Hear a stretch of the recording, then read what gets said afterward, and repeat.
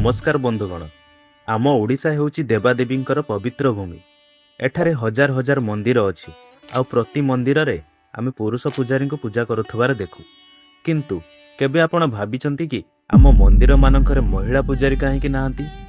शास्त्र रे किछि बारण अछि कि ना यह केवल समाज रे एक पुराना परंपरा?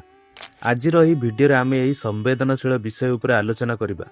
चलंतु जानिबा यार प्रकृत कारण। इतिहास को देखिले वैदिक काल महिला मानकर स्थान बहुत उच्चरे थिला। गार्गी मैत्रेयी परी विदुषी महिला माने वेद पाठ करुले। कुहा जाए जे सेतेबेले महिला मानकु मध्य पैतृक शिक्षा और उपनयन संस्कार दिया जाउथिला। किंतु समय क्रमे विशेषकर मध्य जुगरे वैदेशिक आक्रमण एवं किछि सामाजिक कटकणा जुगु महिला मानकु धीरे धीरे मंदिरर मुख्य पूजा कार्य दूरेई रखागला। साधारणतः महिला माने पुजारी न हेबा पछरे तीनोटी मुख्य कारण दिया जाए। नंबर 1, मासिक धर्म। अनेकंक मतरे मासिक धर्म समय महिला माने अशुद्ध होइथांती, किंतु आधुनिक विचारधारा अनुसार यह एक प्राकृतिक जैविक प्रक्रिया जहाँ सृष्टिर आधार। नंबर 2, कठिन नियम और जीवन शैली।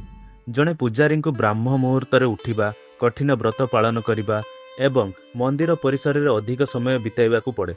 पूर्व काल परिवार दायित्व महिला उपरे थिबारु यह सेमानक पई कष्टकर थिला। नंबर 3, परंपरा। भारतर अधिकांश मंदिर रे कुलाचार बा वंशानुक्रमिक पूजा पद्धति चले, जेउठी पुआ माने ही परंपरा को आगो को नियंती। किंतु बंधुगण, समय बदलुछि। आपण जानिले आश्चर्य हेबे जे महाराष्ट्रर पुणे रे महिला मानकु पौरोहित प्रशिक्षण दिया जाउछि। केरळर किछि मंदिर रे महिला माने पुजारी भाबे नियुक्त होइछंती। एपरिकी आम ओडिशा रे मध्य अनेक घरोई पूजा बा स्तोत्र पाठ महिला माने निजे करुछंती।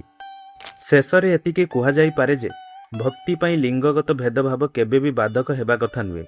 जदि जणे महिला शास्त्र ज्ञान रखिछंती एवं तांकर निष्ठा अछि, तेबे तांको ईश्वरक सेवा करिबार केही रोकिबा उचित नुहे। आपणक मतामत कौन? आम मंदिर मानकर महिला पुजारी रहिबा दरकार कि नाही? कमेंट बॉक्स रे निश्चय जणांतु। जदि आजिर एही भिडियोटी आपनको भल लागिला तेबे भिडियो को लाइक करंतु एवं चैनल को सब्सक्राइब करिया को भूलंतु नाही। धन्यवाद।